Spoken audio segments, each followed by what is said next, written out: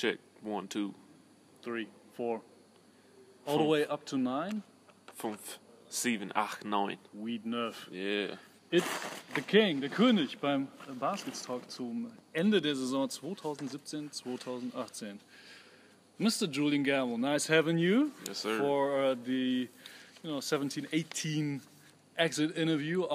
It's been a couple of days after the tough 0-3 and the 70-75 loss to Bamberg. Yep.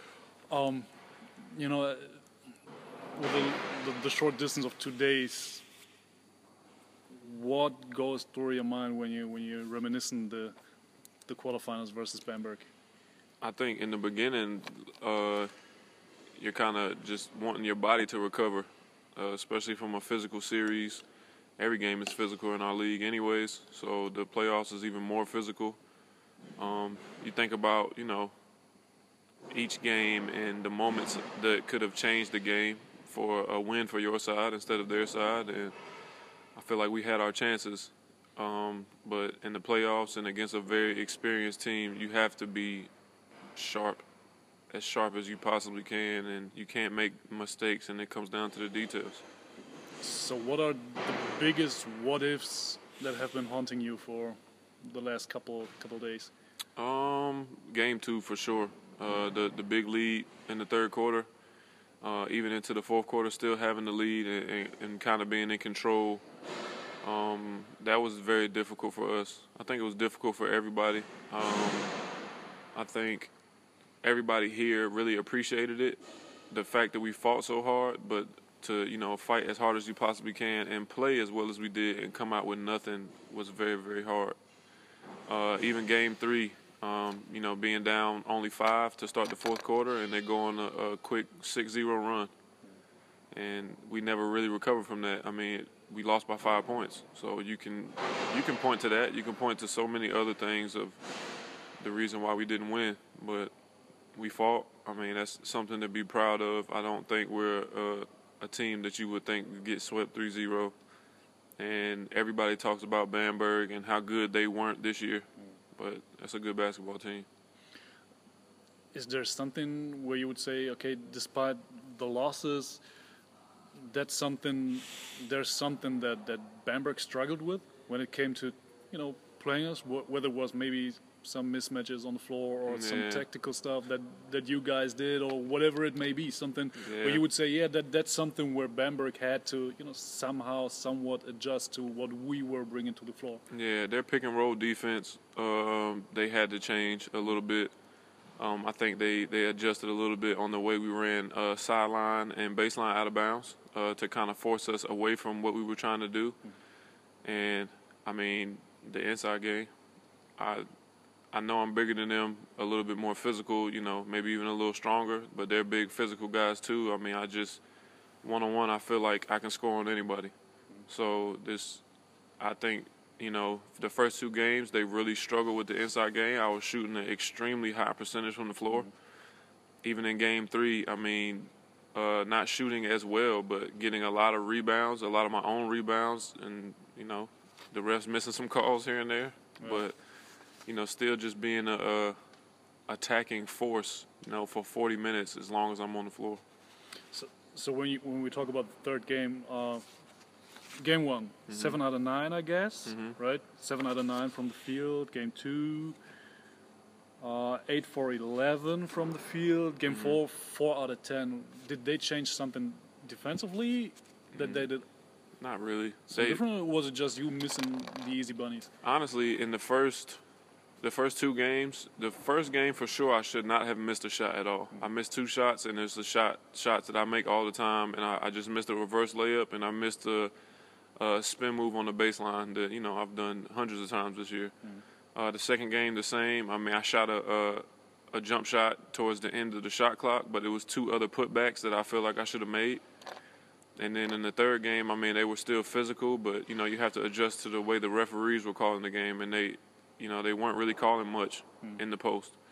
So I was able to get some of my own rebounds. So it's kind of like 4 for 10, but maybe kind of like 4 for 7. If you get your own rebound 3 times and you score it, then what difference does the first shot make? It's just another rebounding a As shot long as attempt. as long as you hit on as long as you connect on the second one. Right. So I don't think they did anything different. Of course, they were trying to force me to my right, and I think I had some success going to my right in this series, and I think that's developed for me over the past 2 years.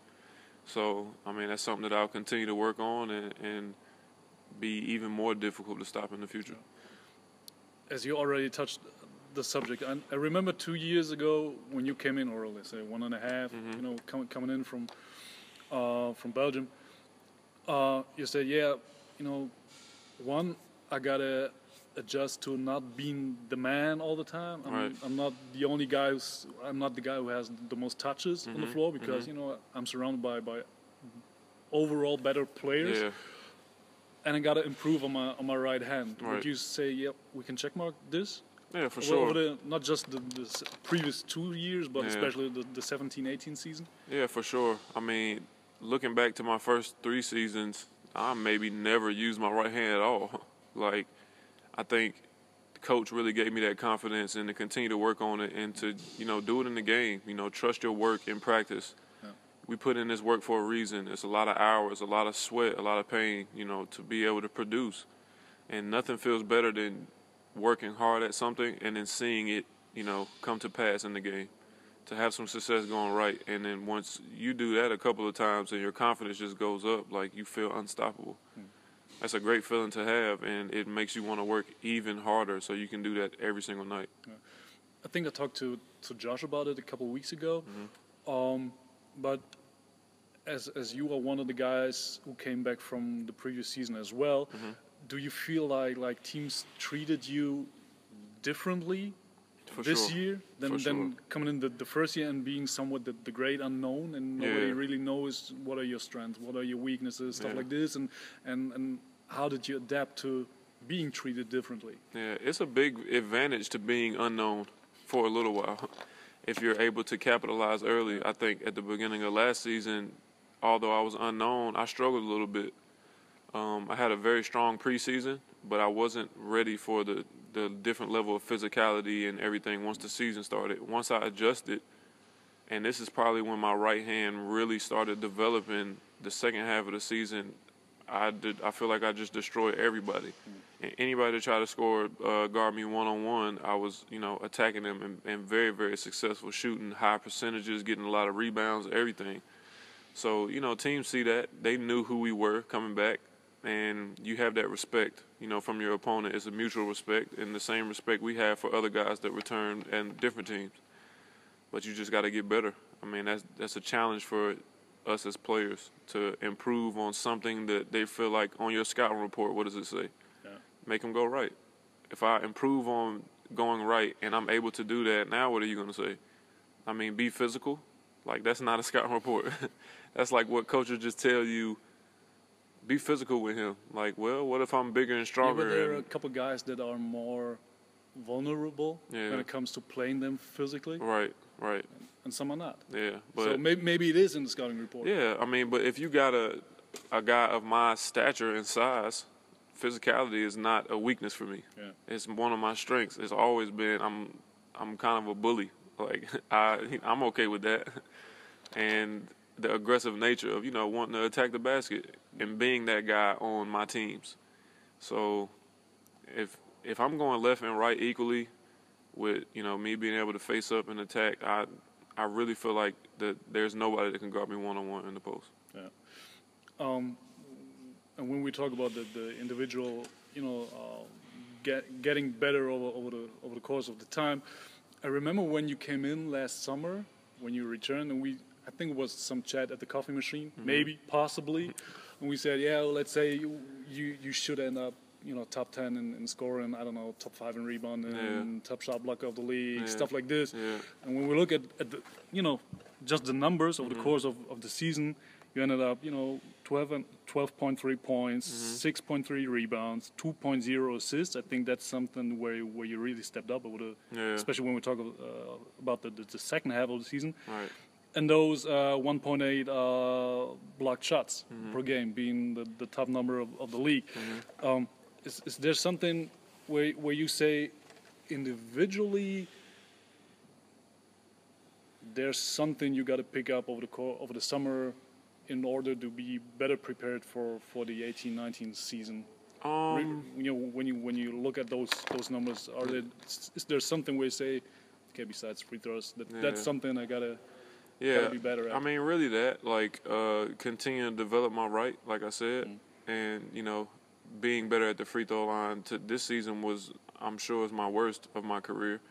I mean, I had some elbow tendonitis problems for maybe the first half of the season, but nobody knew about that. It wasn't something we were talking about, and it wasn't important. Once the game starts, we have to play.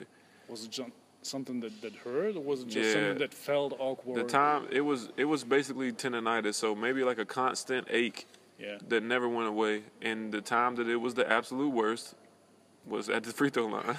When you have to stop and, really extend your elbow out fully to get that one shooting motion.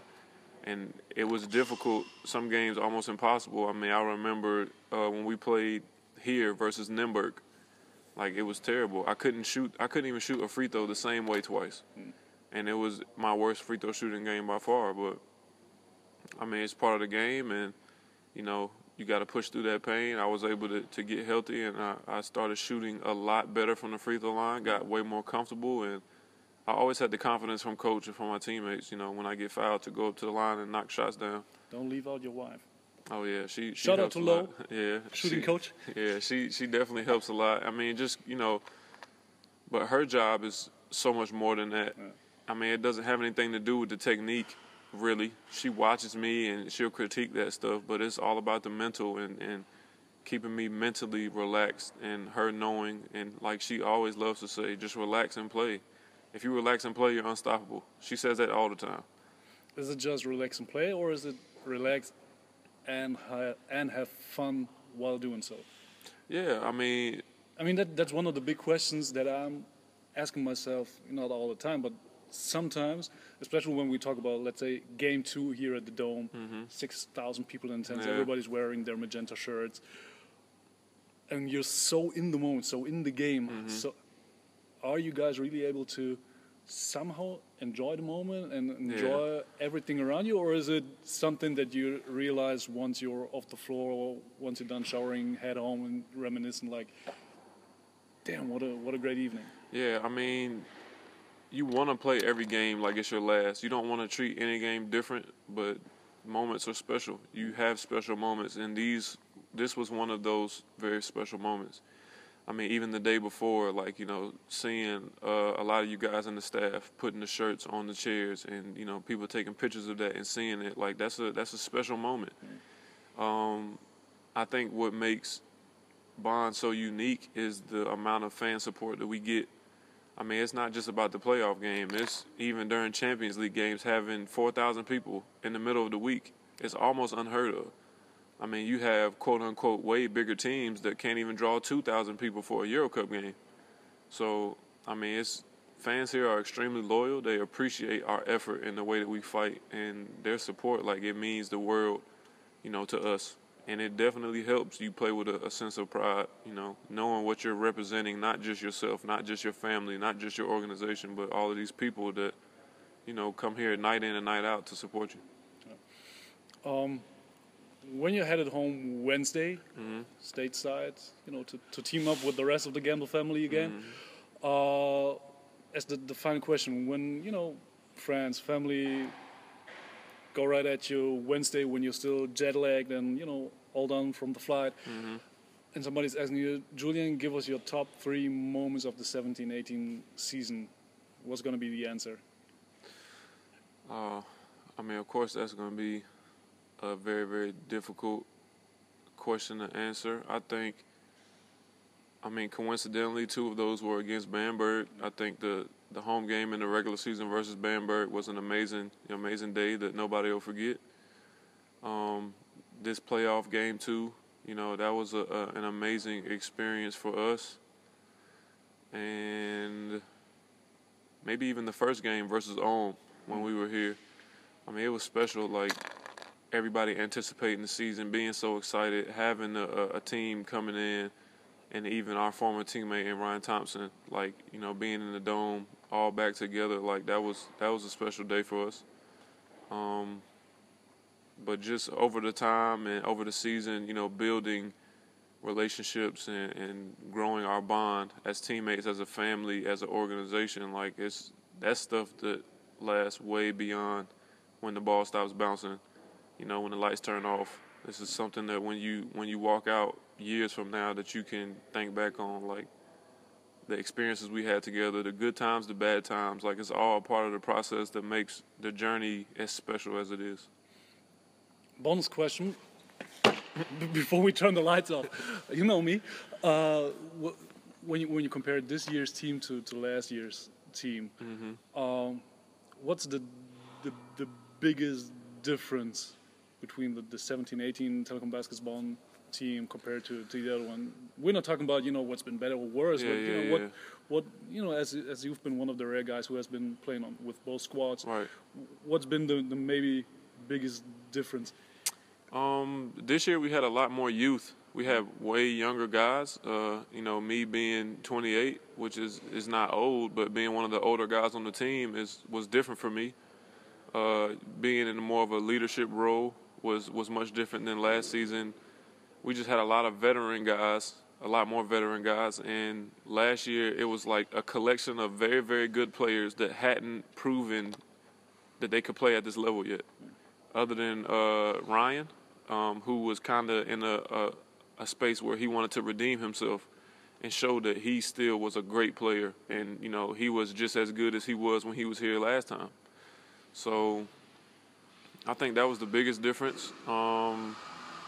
The thing that stayed the same, which was surprising to me, is it's two totally different groups of guys, but everybody was still close. And you think about, you know, as a team, when the personnel changes, you don't know how people are going to be, who's going to have a family, who's going to be kind of a loner and keep to themselves, and who's going to want to go out. But that really speaks to the culture of the baskets in general, that, you know, we come in, we treat each other like family, and, you know, we're brothers. Like, we go to war together. We're gonna hurt together. We're gonna have fun together. We're gonna laugh together. Like, we're gonna bleed together. That's what it is. So that's a bond that makes the two teams, you know, one and the same. But I think the experience factor for sure. And I mean, even thinking about this year, like watching a guy like Malcolm develop, that's so special. And as a leader and an older guy on the team, to be able to help him and watch him come into his own as not only a basketball player, but as a man, as a young man, and continue to grow up. That's why you play. It's another reason why you play. Like, it's about so much more than basketball. And, you know, really helping these guys, you know, teach them about, for me, having a house and just buying a house and teaching them what you have to do to be able to get a house. Like, that has nothing to do with what time practice is. So I think this year having that more big brother leadership role was very special to me. Yeah, but it helps to you know, widen yourself and then be open to something else than just, you know, throwing the ball through the hoop. Right. I mean, you kind of everybody kind of want to be the guy. You want to be the man on the team and, you know, be the face of the program, but it's not something that just comes easy. You don't walk in the door and get that. That's something that you earn, and it's not even something that you only earn on the basketball court. It's about your character, the way that you treat people, and people choosing you to represent them. Because, like I said before, you don't only represent yourself. Whenever you step out onto the court, whenever you're in the city, whenever you go out to eat, you're not only representing yourself. So, I mean, I think even for a guy like me, like, being able to represent the club, even at times being able to represent the league in a very positive fashion, and, you know, have fun, but still be able to show that, you know, we're here working, we're trying to do something special, and to really just enjoy the moment. Like, so how come All-Star Day didn't appear on your top 3 list? I mean, you didn't I'm just say thinking, it, but no, as I think back, yeah.